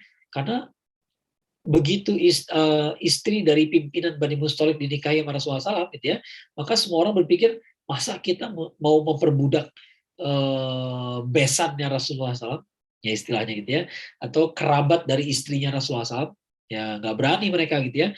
Jadi mereka nggak mau disebut sebagai orang-orang yang memperbudak kerabat dari istri Rasulullah SAW. Ya, nah semulia itulah hatinya para sahabat kalau udah berurusan sama Rasulullah SAW. Ya, jadi nggak mau mereka memperbudak Bani Mustalik. Kenapa? Karena di antara Bani Mustalik itu ada istri Rasulullah SAW. Ya, langsung dibebaskan semuanya, gitu ya. Nah, ini peristiwa besar. Ya, kita lihat betapa padahal Rasulullah SAW nggak nyuruh apa-apa. Ya, beliau nggak nyuruh apa-apa, tapi para sahabat semuanya berinisiatif seperti itu. Ya, jadi kita lihat ada rasa cinta yang lain dari yang lain di antara sahabat ini kepada Rasulullah SAW. Ya, kemudian dalam perjalanan pulang ke Madinah ada sedikit keributan di antara orang Muhajirin dan Ansor. Ya, ada kesalahpahaman lagi, gitu ya, kesalahpahaman. Ada diprovokasi sama Abdullah bin Ubay. Jadi provokasi sama Abdullah bin Ubay. Abdullah bin Ubay itu sempat bilang gini, gimana ya kalimatnya ya? Abdullah bin Ubay itu pernah bilang, jadi di antara keributannya kan di antara orang Muhajirin sama Ansor, ya. Lalu orang Ansornya bilang, hai orang Ansor, ya, kumpul sini, ya, gitu ya. Kemudian yang orang Muhajirin bilang, Muhajirin, kumpul sini, ya, gitu ya. Jadi mereka udah saling tersinggung gitu, ya udah saling tersinggung. Kemudian Abdullah bin Ubay ini kan orang Bani Khazraj, ya, orang Madinah gitu ya. Kemudian dia berkata pada orang Madinah, pada orang Ansor pastinya gitu ya. Dia berkata pada orang Ansor, ya ginilah nasib kita sekarang. Kita terima mereka datang ke kota kita jadikan mereka pemimpin, sekarang kita disikat. Ya. Nah, terus dia bilang, saya bersumpah ya demi Allah ya, nanti kalau kita udah pulang ke Madinah, nanti penduduk Madinah yang mulia akan mengeluarkan mereka penduduk Madinah yang hina. Ya, artinya kita sebagai penduduk Madinah yang mulia ini ya, akan mengeluarkan mereka penduduk Madinah yang hina. Ya, jadi sempat ngomong kayak begitu. Ya, omongan dia didengar sama anak kecil, seorang anak kecil sahabat Rasulullah SAW juga namanya Zaid bin Arqam. Ya, diceritain pada Rasulullah SAW. Ya Rasulullah, saya dengar Abdullah bin Ubay ngomong kayak begitu. Ya masa dia bilang kalau udah ke Madinah nanti kita usir para pendatang ini. Ya kitalah orang sah dari Madinah, gitu ya. Kita orang sah dari kota ini, gitu ya. Kita akan usir mereka. Ya. Nah, Abdullah bin Ubay itu sampai datang pada Rasulullah SAW bersumpah-sumpah, saya nggak ngomong kayak gitu kok, saya nggak ngomong kayak begitu kok, gitu ya. Umar bin Khattab udah bilang, saya bunuh aja bagaimana Rasulullah, ya. Kalau saya bunuh aja, ini beres nih orang, ya. Tapi kata Rasulullah SAW, jangan Umar, nanti kalau orang bilang bahwa Muhammad membunuh anggotanya sendiri gimana, ya. Ya udah nggak jadi gitu ya. Maka Rasulullah SAW melarang Umar membunuh Abdullah bin Ubay, gitu ya. Tapi bersama dengan peristiwa itu ada peristiwa lain, namanya peristiwa haditsul ifk, ya, berita bohong. Ya, berita bohong. Barangkali udah pernah dengar ya, berita bohong ini menimpa Aisyah. Ya, jadi ceritanya secara singkat saya ceritakan ya. Jadi ketika perang Bani Mustalik, ya, Rasulullah SAW membawa istri beliau yang waktu itu gilirannya adalah Aisyah. Ya, Aisyah dibawa. Ya, Aisyah itu dibawa pakai tandu. Ya, pakai tandu yang angkat banyak orang. Yang angkat ada berapa? 8 orang kayaknya ya, 8 orang yang angkat. Karena yang angkat banyak, dan Aisyah itu termasuk yang tidak gemuk, dia kurus gitu ya. Jadi dia nggak terlalu terasa berat bebannya gitu. Ya, kalau yang bawa cuma 2 orang pasti kerasa, tapi kalau yang bawa 8 orang jadi nggak kerasa. Ya, nah lagi rombongan lagi pulang ke Madinah, ya. Kemudian Aisyah itu minta berhenti sebentar, keluar dari rombongan dong. Ya, berhenti sebentar. Aisyah cari tempat, dia mau buang air. Ya, dia buang air gitu ya. Dia buang air, dia kembali ke tandu itu, sekedup ya, sekedup istilahnya gitu ya. Dia kembali ke situ, dia masuk ke dalam, dia sadar ternyata kalungnya ketinggalan. Ya, kalungnya ketinggalan. Begitu kalungnya ketinggalan, dia pergi lagi, keluar gitu ya. Nah, keluar yang kedua kali ini ternyata yang bawa sekedup tuh nggak pada lihat. Ya, keluarnya gitu ya. Dan karena badannya ringan, jadi rasanya nggak ada bedanya gitu. Akhirnya mereka berangkat, dia angkat lagi tandunya, mereka pergi. Ya, mereka pergi, dia nggak sadar bahwa yang dia bawa tuh lagi keluar. Ya. Nah, pas Aisyah balik lagi ke sana, lah udah pergi. Ya. Akhirnya Aisyah duduk aja di situ nungguin. Ya. Nungguin karena beliau yakin nanti kalau udah sadar pasti pada balik lagi ke sini. Ya. Ditungguin aja dulu. Ya. Nah, tiba-tiba datanglah seorang sahabat namanya Sofwan. Ya, Sofwan ini ketinggalan dari rombongan. Ya. Ketinggalan dari rombongan, ada beberapa riwayat mengatakan karena dia orang ngantukan. Ya. Jadi kalau zaman sekarang ada penyakitnya ya, namanya narkolepsi kalau nggak salah ya, orang yang gampang ketidur di mana aja gitu, tiba-tiba ketidur ya gitu ya. Nah, Sofwan tuh kayak begitu ya, dia ngantukan gitu ya. Saya nggak tahu dia kena penyakit atau bukan, gitu. Memang cuma ngantuk aja gitu ya. Jadi dia sempat tidur di belakang, tidur dulu gitu ya, kemudian dia baru lanjutin perjalanan. Ya, Sofwan tuh ketinggalan rombongan, ya, ketinggalan rombongan karena tidur gitu ya. Maka begitu dia lihat, innalillahi wa inna ilaihi raji'un. Ini Anda Aisyah kan, istrinya Rasulullah? Ya, iya gitu ya. Maka kemudian Sofwan langsung turun dari onta dong, turun dari ontanya, ontanya dia suruh duduk gitu ya, supaya Aisyah bisa naik. Ya, Aisyah naik ke atas. Ya, wajar dong gitu ya, wajar dong jadi umatnya Rasulullah SAW gitu ya, lihat istri Rasulullah SAW tinggal sendiri, masa nggak dibawa gitu ya, maka dibawalah jalan gitu ya. Nah, Sofwan menuntun untanya, di atas unta ada Aisyah, nggak ngomong sama sekali. Ya, cuman kalimatnya cuma tadi doang, innalillahi wa inna ilaihi raji'un. Anda Aisyah istri Rasulullah kan, cuma gitu doang, ya, nggak ada ngomong apa-apa lagi gitu ya. Tapi begitu sampai nyusul rombongan, orang pada kaget kan, lah, jadi Aisyah nggak dalam sekedup gitu ya. Kemudian yang lain pada ngomongin, ya gosip lah gitu ya. Kok Aisyah jalan berdua sama Sofwan, ada apa gitu ya. Nah, kebayang semua acara gosip berkumpul lah gitu ya, semua infotainment jadi makanan infotainment lah gitu ya. Dan orang yang paling semangat menyebarkan berita ini orang-orang munafik ya, diantaranya pimpinannya Abdullah bin Ubay. Ya, Abdullah bin Ubay itu semangat banget menceritakan ini ya ke semua orang gitu ya. Jadi ternyata istrinya Nabi kayak begitu kelakuannya, wah gitu ya.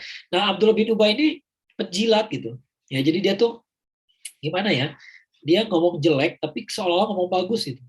Ya, seolah-olah ngomong bagus. Jadi Abdullah bin Ubay itu kelihatan kadang-kadang dia suka menjilat banget gimana ya.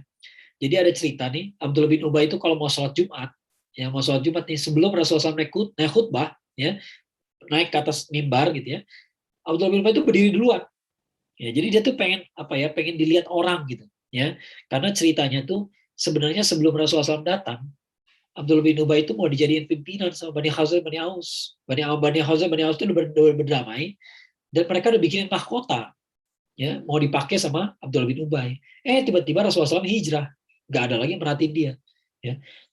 Maka dia tuh gila perhatian banget gitu.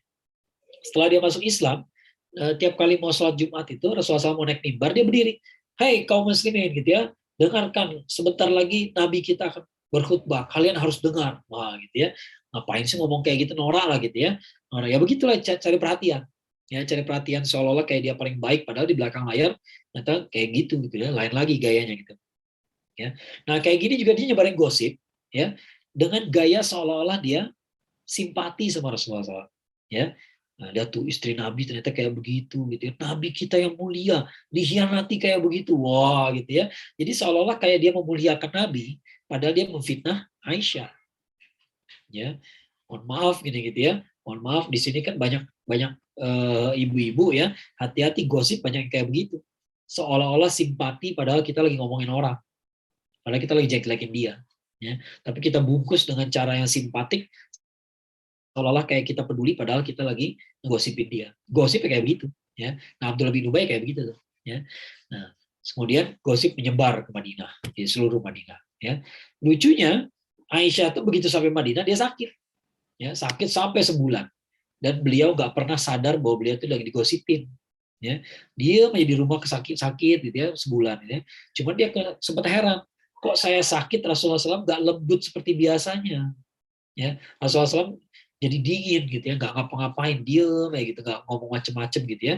Nah, ternyata Rasulullah SAW sudah mendengar gosipnya, ya, tapi Aisyah belum tahu. Ya, nah akhirnya singkat cerita, akhirnya Aisyah itu tahu apa yang terjadi.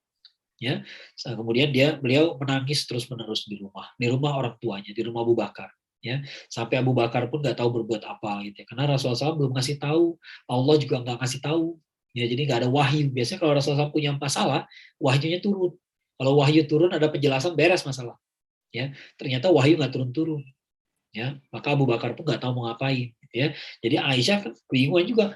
Nih eh, suami saya nggak yakin gitu ya, orang tua saya pun juga nggak berani gitu ya, nggak berani berbuat lain apa apa gitu maksudnya gitu ya, karena nggak ada kepastian, ya nggak ada kepastian gitu ya dari Allah Subhanahu Wa Taala gitu ya, nggak ada berita walaupun bisa ya mungkin hatinya pengen percaya sama anaknya, ya tapi masalahnya ini menyangkut Rasulullah SAW, ya, dan Rasulullah SAW itu selalu dibantu sama Allah, ya selalu diberi petunjuk sama Allah, tiba-tiba Allah nggak kasih petunjuk.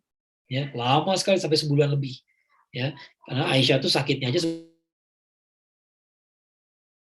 Ya. Kemudian sampai ketemu sama Rasulullah SAW, Aisyah tuh bersumpah dia nggak apa-ngapain. Dia ceritanya kayak begini, dia nggak tahu apa-apa, dia nggak berbuat apa-apa, gitu ya. Tapi Rasulullah SAW mengatakan ya udah sabar aja sampai Allah ngasih keputusan. Ya, kalau kamu berbuat sesuatu bertobatlah. Gitu. Kalau orang bertobat pasti Allah terima. Ya, jadi kalimat Rasulullah SAW ya kita harus mengerti dari sisi Rasulullah SAW memang benar kalimatnya kayak begitu. Ya, tapi dari sisi Aisyah kan terguncang juga, ternyata suami saya nggak percaya juga gitu ya. Bukan nggak percaya tapi belum ada jawaban gitu. Ya, karena peristiwa sebesar ini Allah nggak ngasih tahu tuh aneh sebenarnya.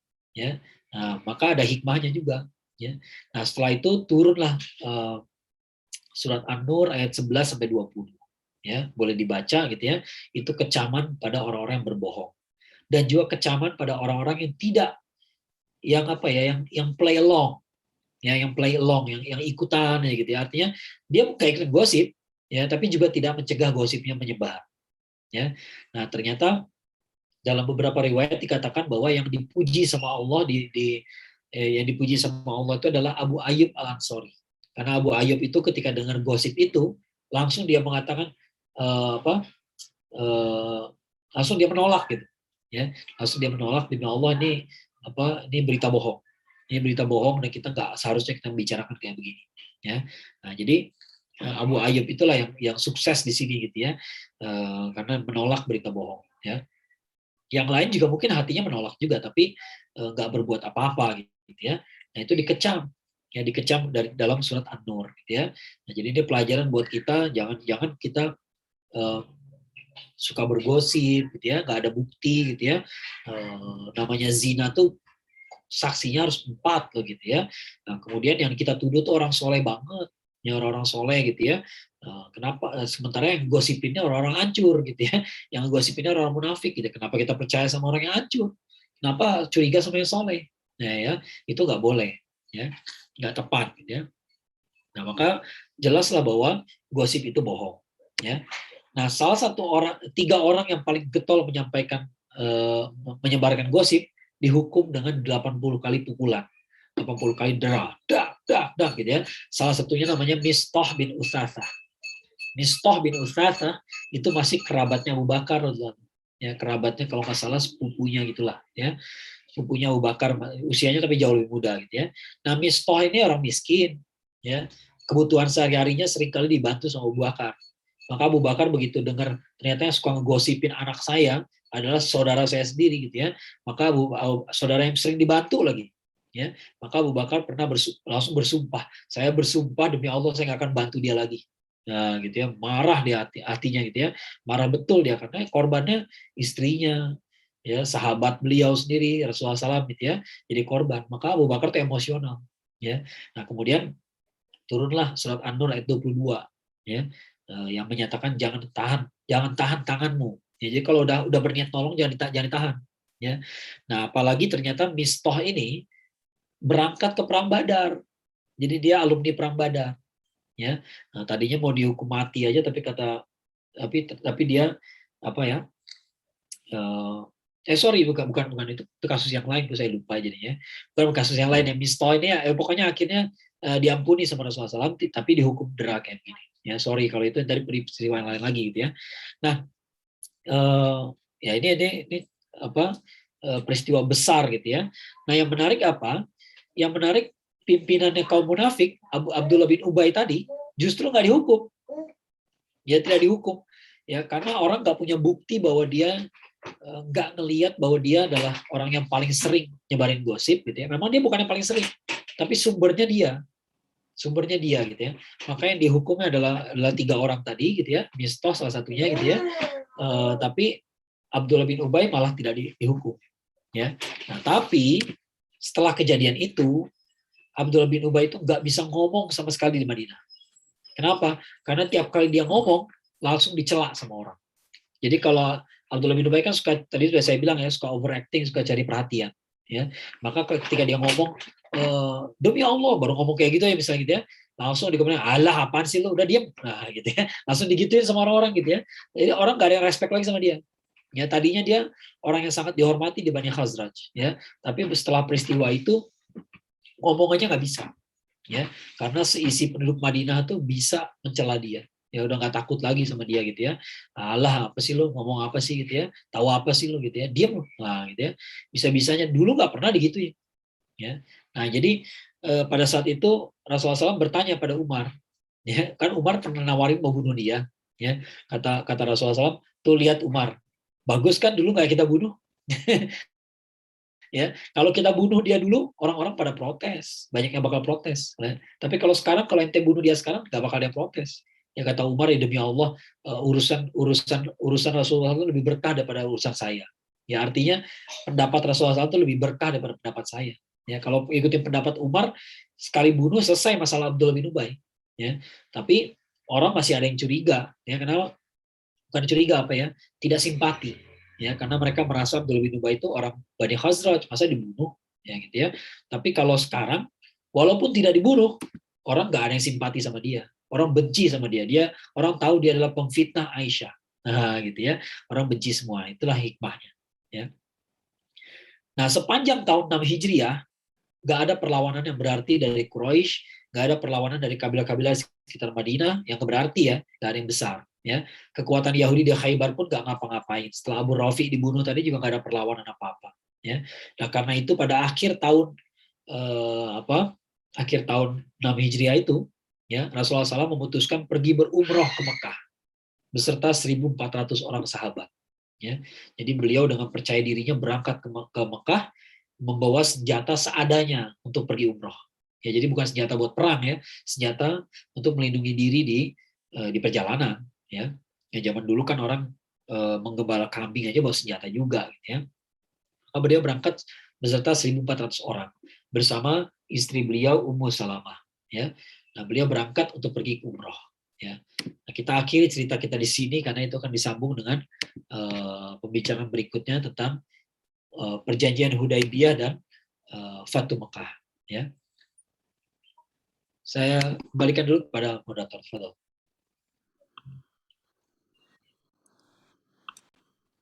Baik, alhamdulillah sudah selesai juga penjelasan dari Ustadz. Mungkin namun sebelumnya ke Q&A, kita seperti biasa kita ke kuis dulu ya teman-teman ya. Linknya adalah, tunggu sebentar.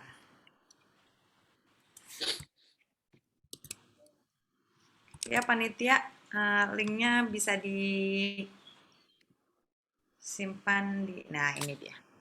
bit.ly/sirah6a2. Oke, teman-teman bisa langsung aja ke sana untuk kuis hari ini. Insya Allah akan dibuka sampai jam 6 sore. Mohon maaf, tadi Teh Astridnya ada keperluan untuk pergi, jadi saya gantikan.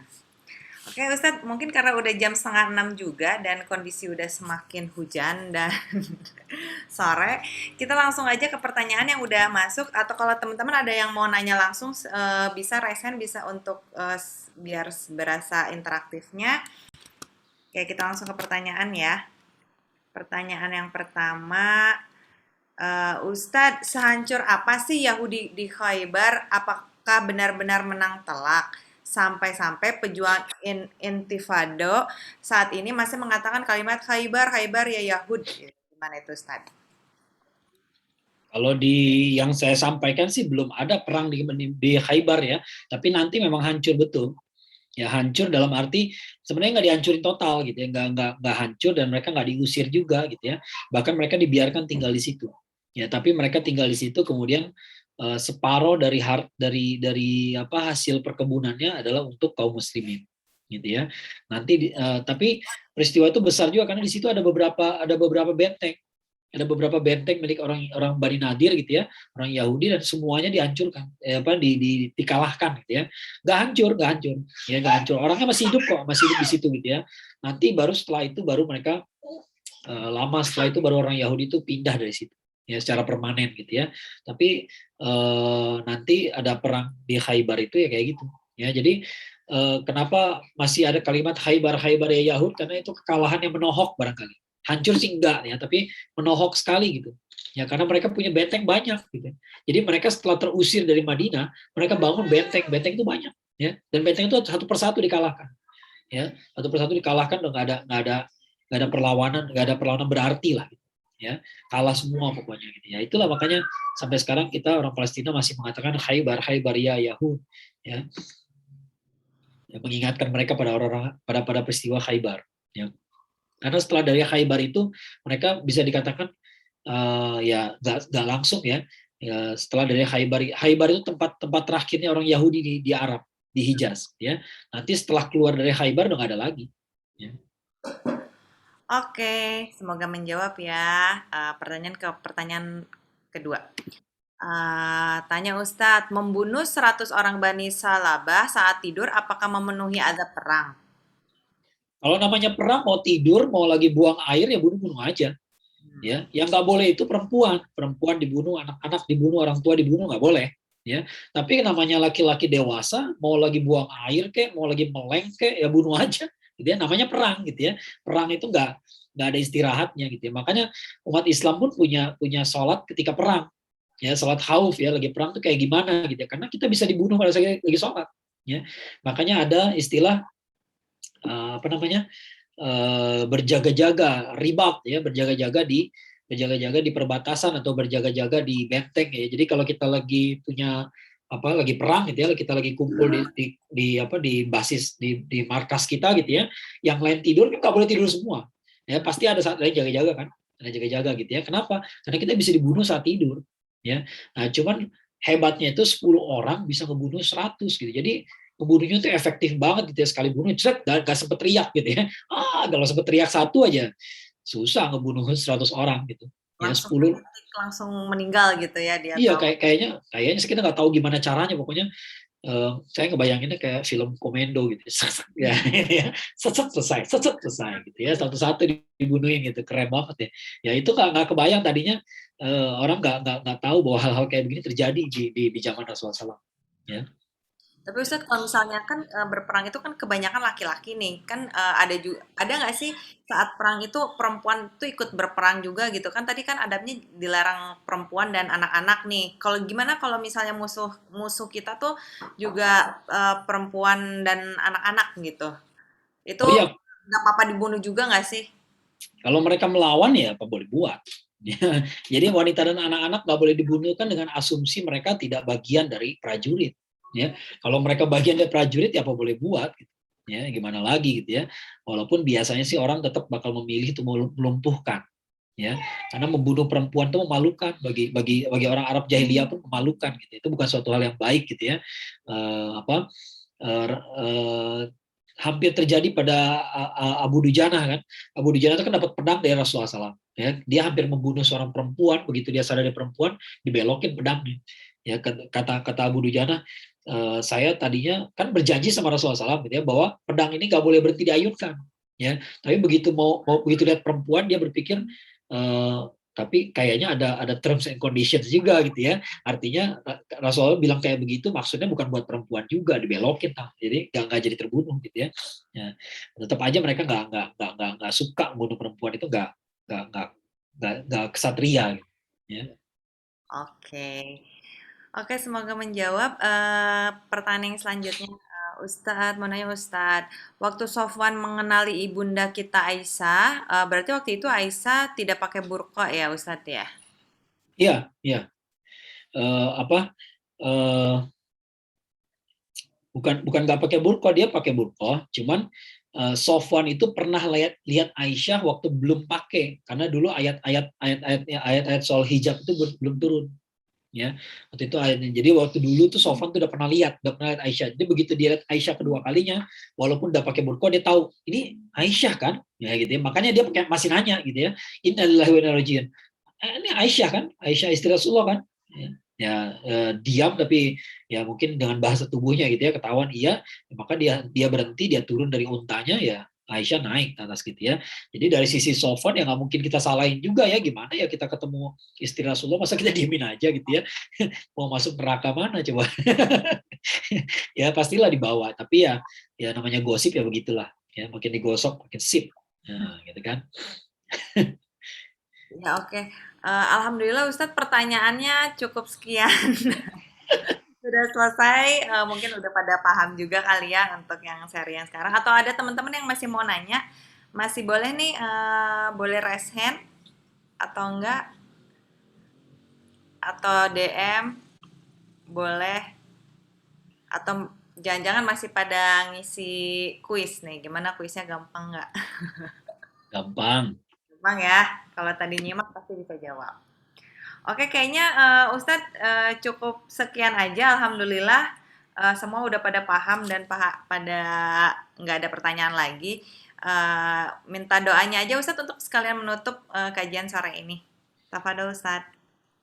Ya, seperti biasa kita awali doa kita dengan Ummul Quran, surat Al-Fatihah. A'udzubillahi minasyaitonirrajim. Bismillahirrahmanirrahim. Alhamdulillahirabbil alamin, arrahmanirrahim, maliki yaumiddin. Iyyaka na'budu wa iyyaka nasta'in. Ihdinas siratal mustaqim. Siratal ladzina an'amta 'alaihim ghairil maghdubi 'alaihim waladdallin. Amin. Allahumma shalli ala Muhammad wa ala ali Muhammad kama shallaita ala Ibrahim wa ala ali Ibrahim innaka Hamidum Majid. Wa barik ala Muhammad wa ala ali Muhammad kama barakta ala Ibrahim wa ala ali Ibrahim innaka Hamidum Majid. Rabbana zalamna anfusana wa lam taghfir lana wa tarhamna lanakunanna minal khasirin. Rabbana la tuzigh qulubana ba'da idh hadaytana wa hab lana min ladunka rahmah innaka antal wahhab. Rabbana la tu'akhidna in nasina wa akhtana. Rabbana wa la tahmil alaina isran kama hamaltahu 'alal ladzina min qablina. Rabbana wa la tuhammilna ma la taqata lana bih wa'fu 'anna waghfir lana warhamna anta maulana fansurna 'alal qaumil kafirin. Allahumma a'izzal Islam wal muslimin. Allahumma ajirna minan nar. Rabbi ighfir lana wa liwalidayna warhamhuma kama rabbayana shighara. Rabbana hab lana min azwajina wa dhurriyyatina qurrata a'yun waj'alna lil muttaqina imama. Rabbana atina fid dunya hasanah wa fil akhirati hasanah wa qina adzabannar. Subhana rabbika rabbil izzati amma yasifun wa salamun alal mursalin walhamdulillahi rabbil alamin. Alhamdulillahirabbil alamin. Alhamdulillah. Eh, Alhamdulillah jazakallah khair Ustadz untuk hari ini. Jazakumullah khair buat sahabat Adwa yang udah hadir di kajian Sirah Nabawiyah. Sampai ketemu lagi minggu depan di episode selanjutnya. Jangan lupa yang belum mengisi kuis langsung isi aja. Insya Allah akan dibuka sampai jam 6. Yang minggu kemarin belum ngisi, jangan khawatir, isi aja yang episode sekarang, siapa tahu aja masih ada kesempatan untuk menjadi pemenang. Akhir kata, saya atas nama keluarga Adwa meminta maaf atas segala kesalahan dan kekurangan kajian pada sore hari ini. Kita tutup majelis ini dengan doa kafaratul majelis. Subhanakallahumma wa bihamdika asyhadu alla ilaha illa anta astaghfiruka wa atubu ilaik. Wassalamualaikum warahmatullahi wabarakatuh.